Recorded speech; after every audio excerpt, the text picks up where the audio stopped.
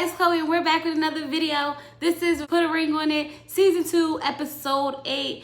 You guys, Put a Ring on It is giving what it's supposed to give. I'm just telling you that it's definitely giving us what it's supposed to give us this season, honey. I was so emotional during this episode, honey. So emotional. We're gonna get into it. Let's just pick up where we left off last episode, okay? So Kai basically let us know that Darion invited her over. They had sex in the condo after the 4th date, okay? He invited her over to have sex with him after the 4th date. Ooh, child. Anyway, Darion says that night after he slept with her, he realized what a good woman he had in Alexia. I'm gonna tell you what that was, Darion. Okay, the saying is that men will chase you until they get you. And then once they get you, they don't really want you no more. Okay, so that's what happened. He thought he was, feeling something that he was excited about and really wanted to, get in. He was chasing her down. And when she finally gave him the draws, he was like, okay, got it, done with her. Let me go back home to my woman. Okay, that's what most men who cheat do. Okay, they go out there, they want to sleep with her. They want to go home to their wives because that's who they love, that's who they want to be with, but they just want to sleep around with other women. It's the chase, okay? He wanted to, wear you down until he got you. Told you what he needed to tell you to get you. And then once he got you, he discarded you, which is why he ghosted you, which is why after the 4th date, he said he didn't want to go out on another date with you because he already got what he wanted and he was done. Period, point blank. Anyway, Kai tells him, so what about my feelings? After we did what we did, you just didn't even care about my feelings, okay? He says his feelings wasn't fake because if they was fake, he wouldn't even be sitting down, talking to her. Excuse me, sir, your feelings are fake because Dr. Nicole made you come talk to her for closure because you was going to continue to ghost her and not talk to her for the next 10 days, okay? 10 more days after that and then 10 more days after that. So don't sit here and act like, oh, you did this on your own because, bro, honestly, you didn't, okay? You were forced to come get closure, okay? So don't sit here and be, that's why I'm here. That's why I wanted to talk to you face to face. Get him out of here. Get him out of here. He apologized to her and tells her, I apologize. I really apologize. She's like, did you tell her that we had sex? He was like, I don't think it was the right time to tell her. Then she said the right time should have been after the 2nd time I stayed the night. And I said, oh, she stayed the night twice? So did y'all have sex twice? Clarify. I need to know. Is this a 1-time thing? Was this a 2-time thing? Was this the 3-time thing? Have y'all been doing this since the 1st date? Okay, because looking at what's going on now, I wouldn't put it past you. Not 1 second whatsoever. Okay. He does this stupid laugh talking about he gonna tell her, he gonna tell her. I was like, what are you laughing at, Darion? Nothing about this situation is funny, okay? So she was like, so whatever happened to my condo is your condo. He was like, it was. She was like, well, now it's not. And he was like, nah, I'm getting rid of that. And I was like, oh, exactly. Telling her what she want to hear. Your condo is my condo. Your condo is my condo. You about to be my new girlfriend. I'm going to leave Alexia for you. I'm going to do that. Okay, but the manipulation of it all, y'all, was when she said you used me. He said, I did not use you. I thought you wanted to help ease my pain. I thought you wanted to make me feel good.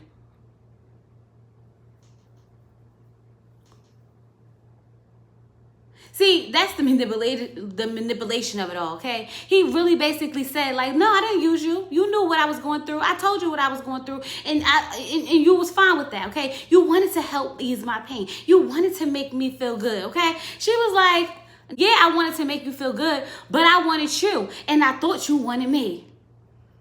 See, that's where you got to confuse, Kai. That's where you got to confuse. Just because he wanted you don't mean he want you, okay? Get it right. Don't be so quick to give up the draws. The guy didn't do nothing for him, okay? He didn't work for them draws. All he did was talk about his girlfriend to you in a negative way to make you feel like you had one up on her, and then you wouldn't accept with him. So good for you. You got what you deserve as well, okay? Y'all, but the gag is, okay? She said, give me your hands. Give me your hands. And this fool really gave her his hands. I said, are you, why? Didn't you learn not to touch this woman no more? Shouldn't you have learned that lesson? He gonna put his hands on her hand. She's like, I really want you both to be happy. I hope you find love and happiness. He like, you don't mean that. She like, yes, I do. That's why I'm looking you in your eyes. And I was just like, ooh, she funny looking, y'all.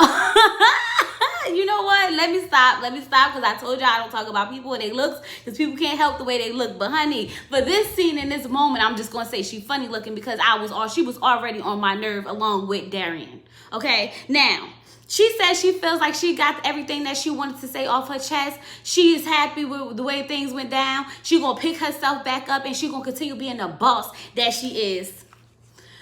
Next, that's how I feel about freaking God, okay? I just feel like since you knew this man had a woman, you knew that he wasn't going to leave that woman for you. He was with her for 14 years. He came on this show to put a ring on her finger to decide whether or not he wanted to put a ring on her finger. And you thought that he was just going to leave her for you after 4 days because you decided to throw it on him or throw it back at him, I should add. No. You already know that's not how this game works, sis. You've been around the block a few times. Cut it out, okay? Cut it out. Now, off of them, y'all, because we done with them for now. Let's get over to LaRonda, okay? LaRonda going on her second date with Derek, okay? And they talking. She asked him, has he ever been married? He says he's never been married before, but he's ready to pull the trigger, okay? He feels like at this point she needs to apply the pressure if that's what she wants, okay? She says, but I don't want to pressure him or pressure anyone into, marrying me. And he says, why not? She was like, because, people are fragile. So he says, so you think you with someone that when you apply a little pressure, he breaks?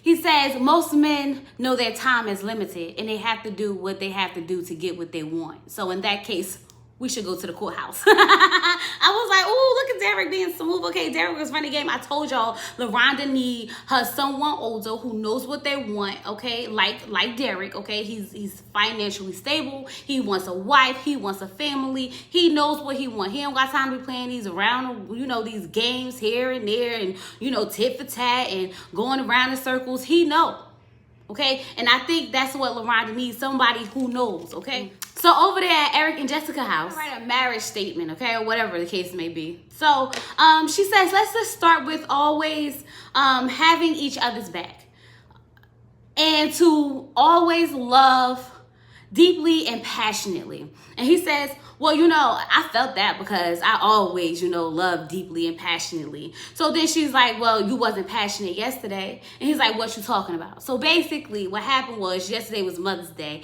and he didn't get her nothing for Mother's Day. And his excuse is he didn't have the time. And I was like, Mother's Day literally falls on the same day every year, okay? It may not be the exact same day because it has to be on a Sunday, but we already know that it's that Sunday in the month where Mother's Day fall every freaking year. So there's no way you could not be ready for Mother's Day, okay?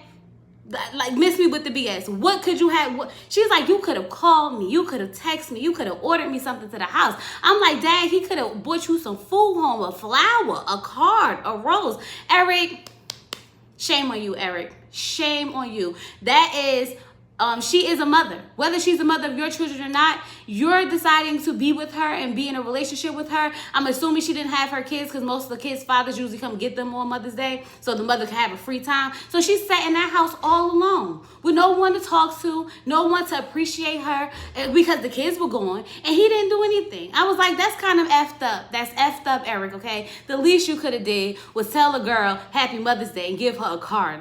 Order her some food. Cook her some food if you didn't have the money. Like, I don't want to hear it. Run her a bath. Rub her feet. Do something. And you don't have to always have something physical to give to show someone that you appreciate them and love them. Just saying. Just saying. Now, they get back onto the conversation of the, what their marriage looks like because she's like, because he basically said he'll make it up next year. Okay, so we gotta wait till next year to figure out if he's gonna be, if he's gonna actually do what he said he's gonna do for Mother's Day. Boy, okay. So anyway, they get back on that idea of what marriage looks like, and she says, like, how do you think the kids will benefit from this? And then they start talking about how, they'll have a bigger family. Of course, Eric wants more kids. He wants a son. And she was like, no. Like, what are you talking about? We're supposed to be getting the kids out the house so we could just, be us and, do what, empty nesters do, walk around naked, okay? Do it here, do it there. here, okay? You know, that type of stuff, that what you do when you get your kids out the house, travel the world, do those type of stuff, right? But he like, if we have a son, you ain't even gotta worry about none of that, because he gonna be with me. You could be free. You could go be free. And she like, I want to be free with you, not free by myself. Like, what part of this don't you get? Okay, but we already found out that that's a deal breaker for Eric, because he can't see himself marrying anybody who don't want no more kids. So if she don't want no more kids, then don't let the door knob hit you when you leave. I said, oh, it's that simple. Okay, you have 2 kids, she has 2 kids. Y'all been together for how long, and you just not having this conversation about whether or not y'all want more kids or not? Eric, I don't think it's that big of a deal. I honestly don't think that you really would not want to get married to this woman if she didn't want to have any more kids, because I'm pretty sure this is not the first time that she has said she don't want to have no more kids.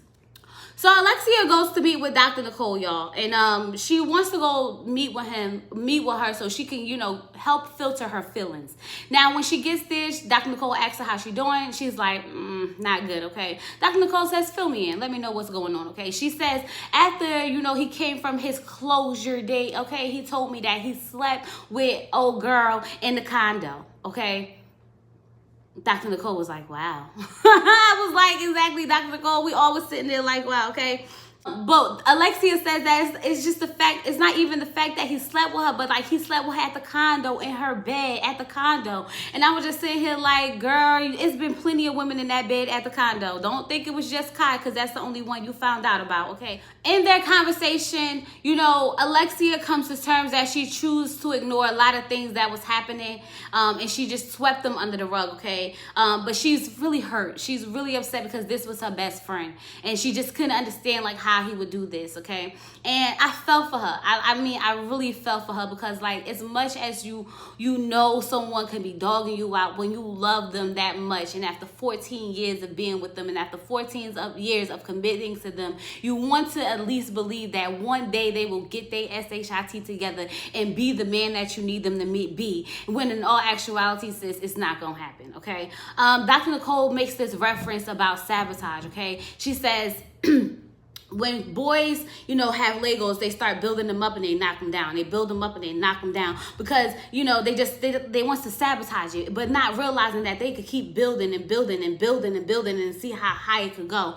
But then I thought she was going to bring in a reference to how men do it, right? Okay. Have you ever seen a men build, you know, those airplanes, or have you ever seen a men, you know, do their little train stations and stuff like that? They invest so much time in it, and they pick the right pieces, they put it together, and they stand back and they admire it. Okay, and then they want to add a little bit more to it. They want to add another train track, and they want to add a little bit, and they sit back and admire it. That's how men build, okay? They look at what they want, they start off, and they keep adding to it, okay? And then they sit back and say, that's good, but I can add a little bit more to it. I'm going to do this, okay? That's what you're supposed to do with your family, okay? You're supposed to find you a woman. You're supposed to have your children. You're supposed to buy your house. You're supposed to build an empire, a legacy, something to leave down to your kids. That's what men do.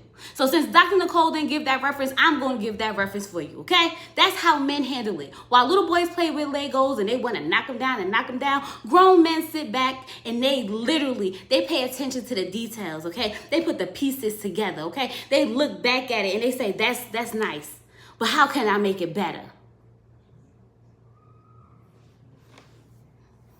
She brings up the fact that how, like, it's never really about her. It's always about Darion, about how he feels about stuff, okay? For the last 14 years, it's always been about how, you know, about how he feels. She says for the last couple of days, she's been on a high because she felt like everything was getting right. Everything was going good. And you guys, let me tell you something. Being married, when you and your husband are at a great place, everything feels amazing. Amazing. Even little things that would normally bother you don't even bother you, okay? Big issues, be like, we'll take care of it. But when y'all in a bad place, everything just eats you up inside. So I can understand when she says she was on a high, like she literally was living her best freaking life, thinking she was about to have this perfect life with this man who she invested all this time in, and she felt like it was finally going to pay off.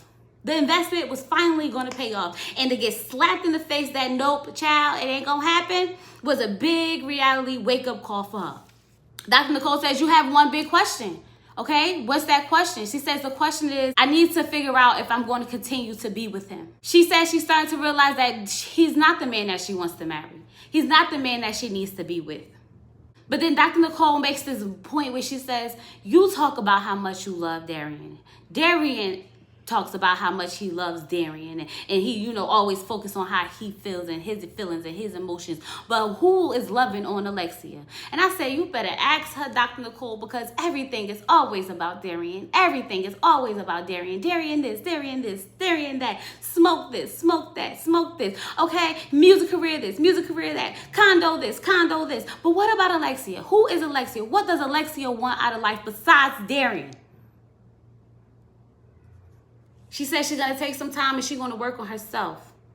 Okay? She's going to work on herself. She knows that she has to do better. She has to want more. She has to love her, know her worth. And I said, I'm proud of you, Alexia, and I hope you stick with this. Something's telling me that you're not ready to give up on this investment yet, but I hope you stick with your own personal growth and knowing that you deserve better. You deserve so much better. But I'm going to tell you one thing that I noticed in this episode about Dr. Nicole. And a lot of you guys like to get on her sometimes about how she don't hold people accountable and make them, stand up to their actions and stuff like that. And what I realized is that Dr. Nicole is not here to make you feel some type of way about your decisions, okay? Dr. Nicole is here to be the common ground to help you realize what situation you are in and for you to make the decision for yourself what you want to do. Because at the end of the day, what will make you happy is what you need. So if she felt as though going back to Darion was going to make her happy, Dr. Nicole would have been like, well, then you need to fix this. Figure out how you guys can fix this. But because she said that she knows her self-worth and she needs to come up out of this, Dr. Nicole said, okay, cool, great. Dr. Nicole's not here to give you advice on what to do. She's trying to help you figure out what you want to do with your life and if it's going to make you happy or not. And obviously in this setting, Alexia realized that she being with Darion at this moment is not going to happen. It's not going to make her happy. What bothers me the most about Alexia in this whole episode is in this moment, as of right now, this moment, right now, I can't. What about next moment? What about future? I know you feel that now, but we need that feeling to sit in that feeling, girl, so that you know what it feels like and not want to experience it again so you don't put yourself through it again.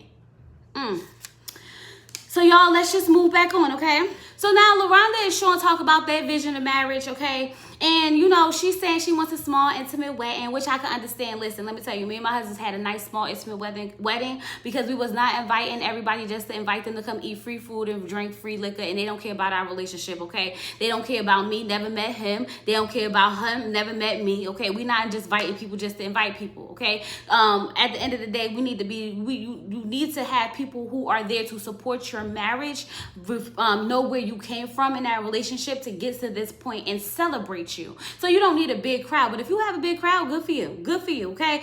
He wants a big wedding, and she's like, I know he's over the top and he can be really extravagant sometimes.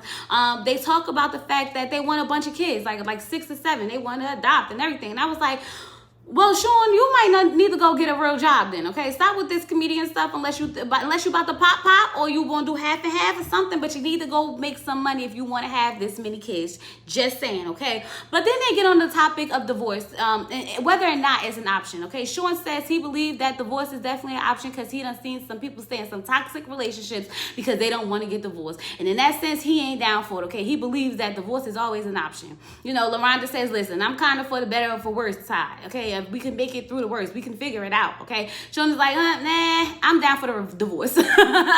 Now, listen. I hear you on both sides. I feel like you gotta, stick it out as much as you can and try to make it work, okay? But when it gets to the point where it just ain't working, sometimes you just got to let it go, okay? Don't harbor it. Just let it go, okay? If it's not work outable, okay? Don't just give up at the drop of a dime, y'all. I say if it's not work outable. Now, they beating on you, abusing you mentally, physically, emotionally, all that got to go. You can't hold on to that, okay? But if it's like y'all going through a little financial trouble, okay, you're not really agreeing on, how you want to raise the kids at the moment, okay, making like bigger decisions, don't just throw in the towel. Figure it out, work it out, come together, communicate, whatever. But you know what? Let me just say this. I was just thinking about Alexia and Darion. And I was sitting here like, a lot of people tell Alexia that she needs to leave. She needs to leave. And I'm a real big person that says, like, you need to do what makes you happy. It doesn't matter what anyone else's opinion of your relationship is. But my main reason for telling her to leave is because it's been 14 years and he has not married you. If this had been 14 years of your marriage and then this just so happened to be a thing that, you guys that happened in your marriage after 14 years and you want to rekindle and you want to get back to a good space, then that would be a little bit more understandable. But for you to have just been sitting around for 14 years and have this woman go out and have this man go out and have babies with 3 other women, building his own families, doing the best thing he can do for them, and you just sitting over in the corner asking him to get rid of the condo, then you need to reevaluate your life. And that's why you need to let him go. That's why. Not mainly because he cheated, but because of everything else that led up to this incident of him cheating. Because I'm sure there were more incidents. I'm just saying. But anyway, back over to these dates, okay? Now, Jessica goes on her date.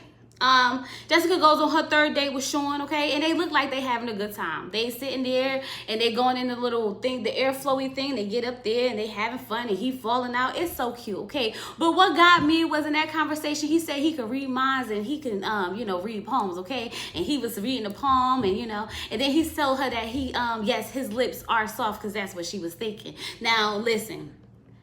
I'm not going to say it, but it looked like if he wouldn't have said psych nah about that kiss situation, them soft lip situation, Jessica was definitely going to throw a kiss at him. You can't tell me she wasn't. But, he kind of stopped it. And I was like, yeah, Jessica was about to be in big, big trouble. But she says that she can see herself really, really liking him. So, like, she's a little nervous about, like, this situation because if she keeps continuing to go on these dates, honey, who knows? Okay, so now Alexia and Darion are going to go meet with Dr. Nicole, and Alexia sits there. She says that she wants to, figure out what he has to say because she hasn't spoken to him since she kicked him out the house, okay? And, this could be the end of their relationship, and I'm just thinking to myself, like, no, girl, this needs to be the end of your relationship, okay? She's crying. She's like, it's been 14 years. I just don't know how you can throw this away. And I feel for her so bad. Like, my heart breaks as a woman, okay? Like, to love someone with all your heart and for them to mishandle you, okay? And to treat you like that. I felt for her. I sat there and it kind of had me feeling some type of way. Like, deep inside, I said, ooh. Okay, so when Darion sit down, he says that he was going to tell her, but he had to wait till he could get her completely all on his side. And I said, that's manipulative, okay? What he was trying to do was try to win her over, get her down the aisle, do all this stuff, and hope to pray that this never came out because he was never going to tell her to begin with, okay? She just wants to know, why did you have sex with her? Why? Obviously, you're not happy if you need to go have sex with other people. He says that he needed to relieve some stress. He needed to relieve some stress. So that's what you do when you need to relieve stress. You go find you a bimbo off the street, okay, maybe one that you have 4 dates with, and you call them over to the condo, and you go and have sex with them to relieve stress. Because like you said, the stress came back the next day. So you was all relieved until you had to go fake Celestia, huh? Oh, okay. Sure, Darion, sure. Dr. Nicole made a statement that I absolutely love. She said, 2 happy people can't make a whole of nothing. I said, that's right. You have to be whole yourself, okay? Alexia has a lot of work that she needs to do for herself, and so does Darion. He has a lot of work that he has to do for himself. Them 2 need to fix themselves before they can even try to be together, okay? He got a lot of insecurities going on, and so does she, okay? And her codependency on him is not healthy.